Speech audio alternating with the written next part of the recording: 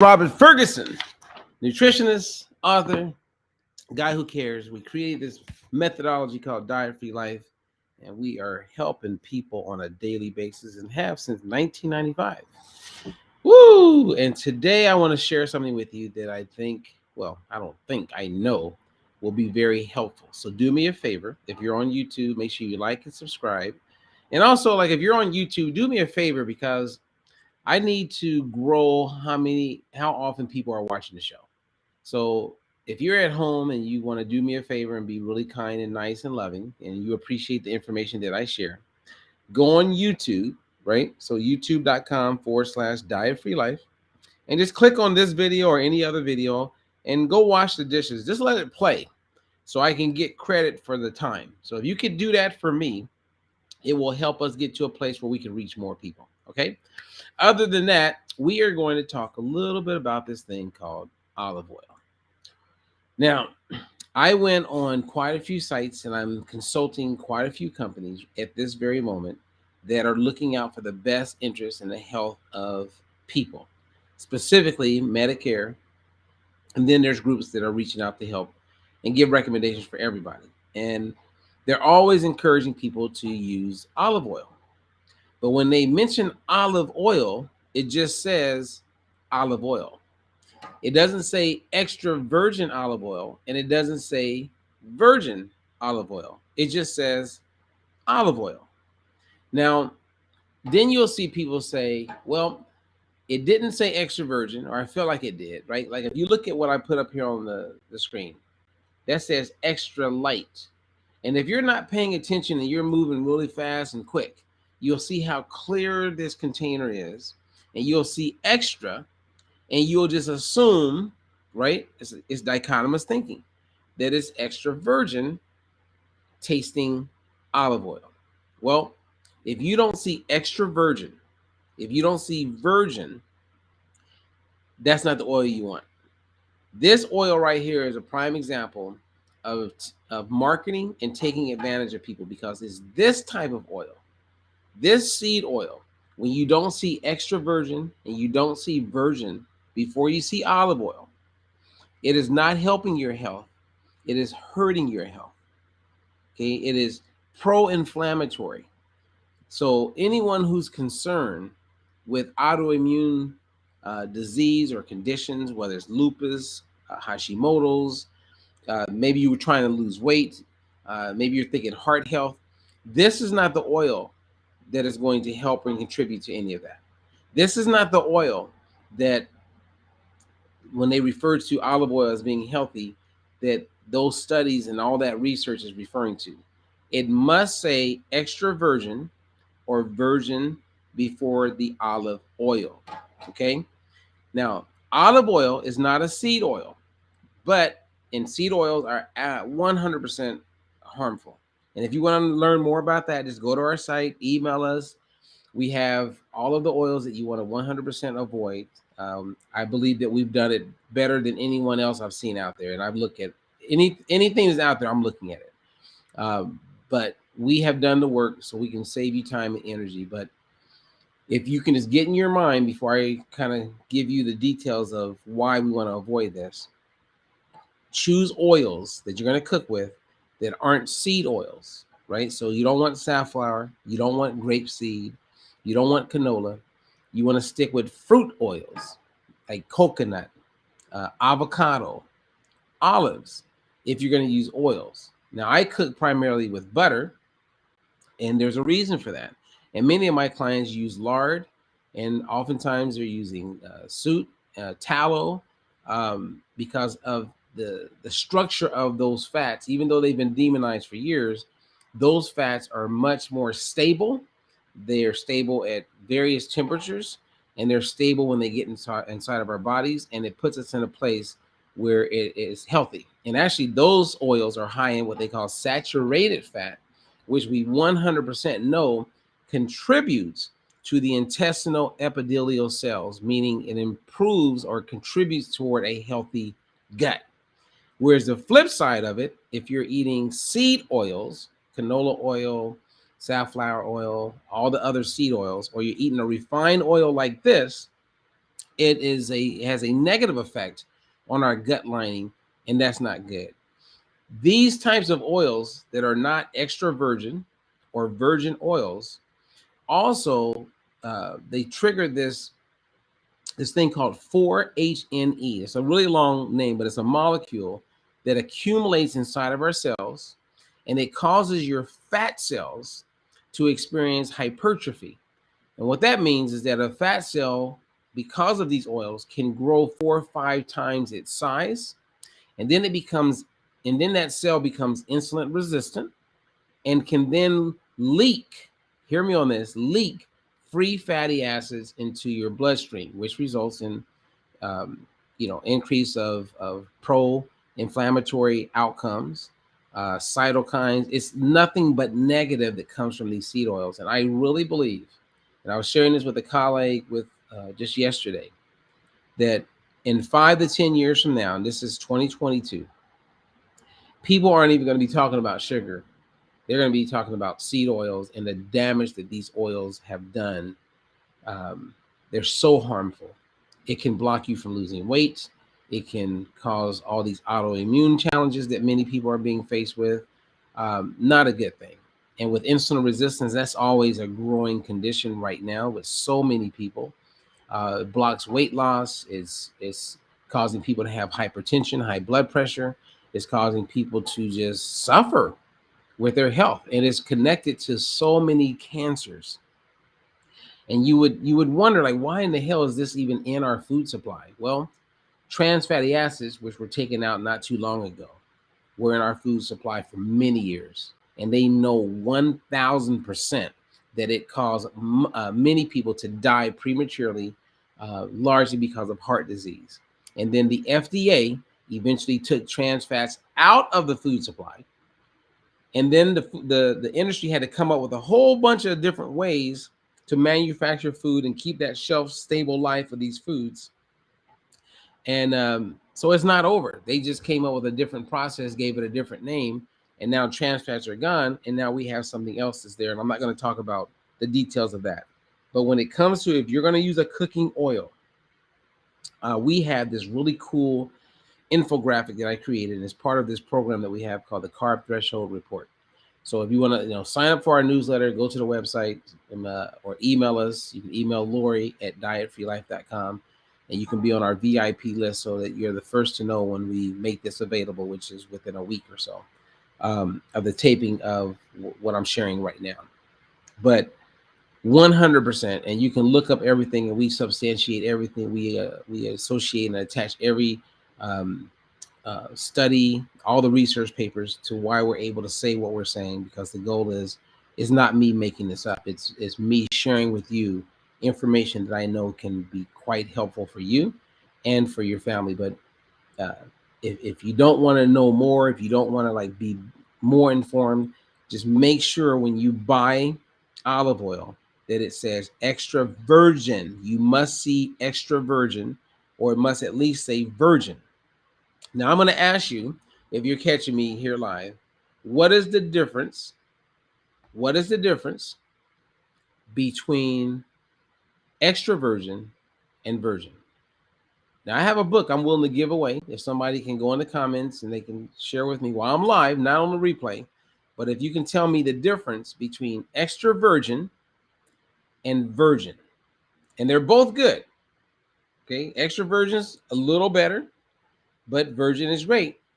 And if it's not extra virgin or virgin, put it down. I don't care what oil it is, and find one that says extra virgin or virgin. Okay, so I'm gonna give you 30 seconds, and then I'm gonna share with you the difference between extra virgin and virgin. Now, I've asked many dietitians, many nutritionists, many doctors, many health professionals this question, and never do they know the answer. Is mind-blowing to me. There's people out here selling all kind of products, preaching better health. They look like they got it going on, but that doesn't mean anything, because they are part of the world of misinformed. And unfortunately, they're sharing information with you, and you may buy into it because you're uninformed. But each and every time that I share, my goal is to help you become more informed. Now, Lisa, thank you for like sharing. She says less preservatives. That's not it. So let me just get right to it. So I want you to imagine you have this huge press, and this press is going to take these olives and it's going to smash these olives. And when it presses down, cold press, meaning no heat. So like even companies, they don't even have to say um, cold press, because if it's extra virgin, we know it's cold press. If it's virgin, we know it is cold press. That's the legalities around extra virgin and virgin. Bonnie says something to do with being fruity. Okay. That's not it either. Hey, we're good. Hey, I'm not laughing at you, Bonnie. I love you. I'm just because I've heard so many. So here's the difference. When it's extra virgin, that means they got everything set up and they take this press and they smash, right? They press these olives and underneath they capture all of that oil. So if they press it one time, that is extra virgin. Then they take that oil, and then that oil is supposed to go into the bottles for extra virgin. Now, if they smash it again, it may be again because they're really trying to rinse, right? They're pressing to get this oil out, and they keep smashing, and it's still cold press. That's called virgin oil. Now, once they remove themselves from pressing, and they've done all that they can do, they take the remnants of those olives and any other oil that they can scrape up, and then they take that through a process where they heat it up, they discolorize it, they add all of these chemicals to it, and then it actually tastes better than extra virgin. And that's what you see here with extra light. So they can make it look pretty, and then we just buy it. But that's the stuff that's been, the polyphenols have been removed, like the antioxidants, all of the health benefits that you hear touted about olive oil is gone. It's gone. And you're left with this chemical that looks great, but creates nothing but harmful damage inside of your body. We're talking contributing to cancer. We're talking about contributing to heart disease. And they know this. They know this. If you went to the American Heart Association, they're still encouraging people to go with these polyunsaturated fats. Is mind blowing. And we just follow the leader, everybody get in line and just go with it. But when you dig deep and look into it, you will be blown away on how harmful these oils are to our bodies. Not just with weight loss, but they are causing nothing but problems, you guys. Hear me on this. So if you don't want to be fully educated, don't fall prey for, like, if you look at this one, it says for baking, pan frying, deep frying. And they talk about smoke temperature. And a lot of people believe that you choose an oil based on the smoke temperature. That is another claim where people are being hoodwinked. That is so not real. No one is cooking food in a way where they want to keep the smoke down. And most of the time when you see the smoking, that's because of the water that's inside of the oil. It's my favorite book, and I say this all the time, says that my people perish for the lack of knowledge. You will continue to become more unhealthy. You will continue to have battles with your weight. If you're younger, like in your 20s and 30s, maybe yet, not yet. But insulin resistance is real. Metabolic health is real. And it just gets worse. It gets worse. Erectile dysfunction, men who are having a hard time sexually, women who are experiencing negatives in that area, that's insulin resistance. If you're on blood pressure medication, that's insulin resistance. If you got migraines, if you have tinnitus and you're having ringing in your ears and your hearing is starting to go, that's insulin resistance. Insulin as a hormone, okay, hear me on this. Insulin as a hormone is connected to every cell in your body. You can't say that about other hormones, but we can say that about insulin. There are people who are doing everything right to lose weight and to become healthier, to improve their energy and all of that. They're doing everything right, but they're buying oils like this, and they have no idea that they bought the wrong oil.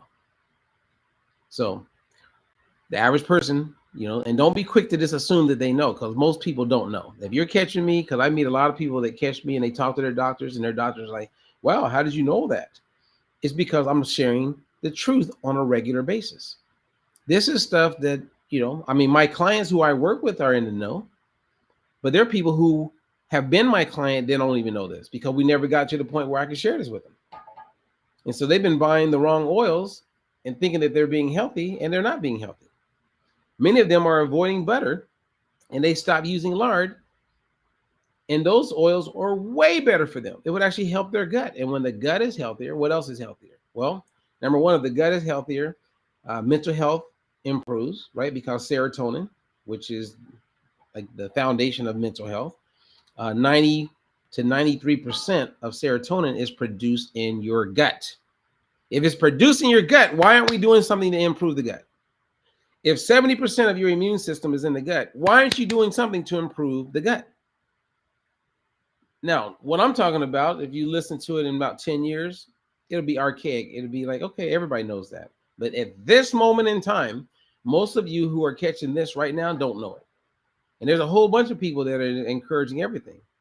It's mind blowing. I was just with this company, I was consulting them in Florida, and they had olive oil as one of the things that they were recommending to their constituents, the people that they, provide services to. And I said, I have a problem with that. And they go, well, what's the problem? I said, well, the problem I have with it is that it doesn't say extra virgin. They go, well, yeah, that's what we mean. I go, well, if that's what you mean, then why don't you just say extra virgin? Well, okay, well, if you think it's that important, yeah. So then I asked them, do you know the difference between extra virgin or just olive oil? And they go, no, but they were both good, right? I go, no, they're not both good. And I took them to school, but these are the decision makers. These are the decision makers. These are the decision makers. Now, Bonnie, she just asked, so what oil should we use? I love using garlic olive oil from Trader Joe's. Okay, that sounds great, but where is the words extra virgin before olive oil? So the oils that I have my clients, the ones that I recommend they use primarily, there's 3. And they're fruit oils, not seed or vegetable oils. If you want ongoing problems, whether it's now or they show up a little later, then go with seed oils. So I'm being sarcastic because seed oils are absolutely 1,000% harmful. Fruit oils will include coconut, olive, and avocado. Now notice I didn't say grapeseed. Grapeseed is a seed oil. And if you went back 17 years ago, I remember, endorsing grapeseed oil because I was caught up in the propaganda of how it was being promoted and marketed. But when we dug deep, it was quickly revealed that grapeseed oil is not something you want to be eating, especially if you want to be healthy. So the number one oils, and don't just get any avocado oil. Look for the words extra virgin or virgin avocado. Look for the words extra virgin or virgin coconut oil. Look for the words extra virgin or virgin olive oil.